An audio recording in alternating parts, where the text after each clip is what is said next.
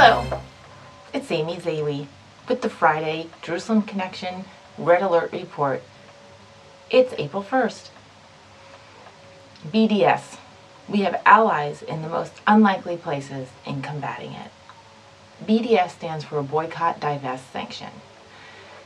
This is a political and economic organization that is trying to punish the state of Israel and by extension the Jewish people for its perceived ills against the Palestinian people regarding Israeli policy. However, that's what they say. It's not exactly the reality of the group. The group disguises itself as a human interest group, a human rights group trying to protect the Palestinian people. However, their agenda and their leadership have over and over demonstrated that in fact that this is not their true heart. Instead, it is to demonize Israel, delegitimize it, and of course the Jewish people and their presence in the Middle East. Roseanne Barr, a member of the celebrity community here in America, who is also known as a feminist, a Democrat, a left-wing liberal, even a progressive, and I'm sure she would use these labels for herself, as she has always been at odds with the establishment and tradition. That's how she made her career in comedy, as she was able to challenge the status quo and agree or not with her methods or her ideas. She certainly made a lot of progress in her own career and has a lot of followers. She, of course, is an open supporter of the Democrat Party and their candidates in U.S. elections. But it's very interesting that she has taken a sidestep from what that mainstream group probably thinks about the BDS movement. Recently, this past Monday, Roseanne Barr was in Jerusalem at an anti-BDS conference, and she publicly stated that the BDS movement is disguising itself as a human interest group, but indeed it is actually a fascist group trying to destroy Israel, and it is anti-Semitic.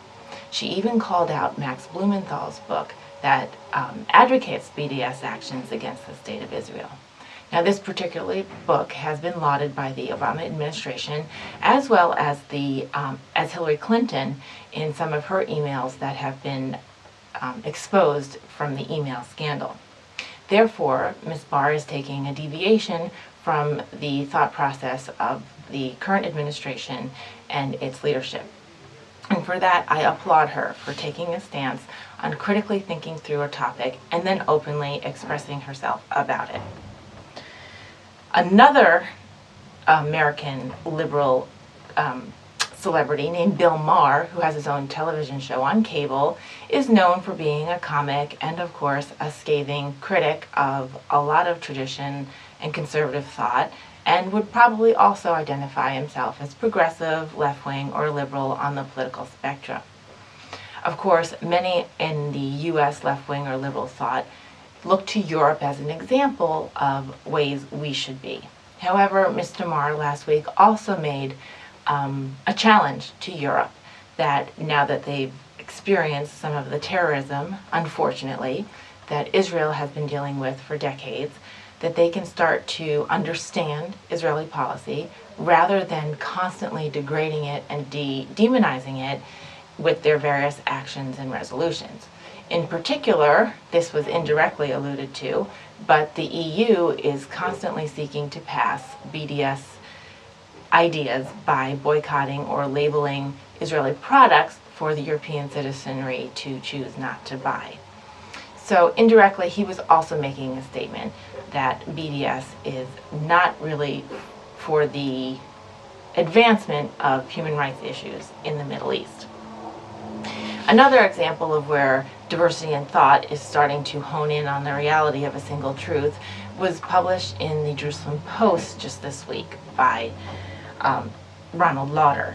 He noted in his article that in March he attended a conference in Buenos Aires, an international Jewish conference wherein Jews from all over the globe and from every kind of background, religious diversity in thought from secular Jews to Reformed, conservative, Orthodox Jews, and people from every political thought, two-state solution folks, one-state folks, people who disagree on a variety of Israeli policies, people who were hawkish, people who were doves. They were all at this conference to have a meaningful dialogue. And what Mr. Lauder noted is that on a single issue, everyone agreed. And even this is surprising. But everyone agreed that the BDS movement is not, in fact, seeking peace with Israel, any kind of two-state solution, or any kind of betterment for the Palestinian people. In fact, its agenda is to delegitimize the state of Israel and ultimately remove the Jewish presence in the Middle East. For this they agreed. And they supported this discussion with empirical evidence by BDS leadership, including published articles as well as recordings of certain leaders in the Western Hemisphere and in Europe who have noted over and over again that their goal was to not only undermine the state of Israel and to remove it from the map, but also to undermine Western values as a whole, capitalism, democracy. These things are part of, dare I say, an Islamic or Islamist regime agenda, where they are aligning with what the terrorists would probably seek for the world. So with this reality, we have seen that people from all walks of life and from every religious, philosophical, and political thought process are starting to identify the BDS movement as one thing: evil, discriminatory, and anti-Semitic.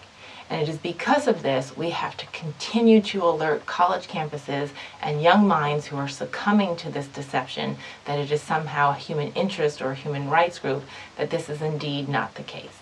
Meaningful dialogue and solutions for the ills in the Middle East are important and should not be stifled. But the BDS movement is not the avenue for which to find that resolution. We all must continue to pray about this, but we also need to be encouraged that the truth is pushing through the deception. Shavua Tov. Have a great week. Shabbat Shalom.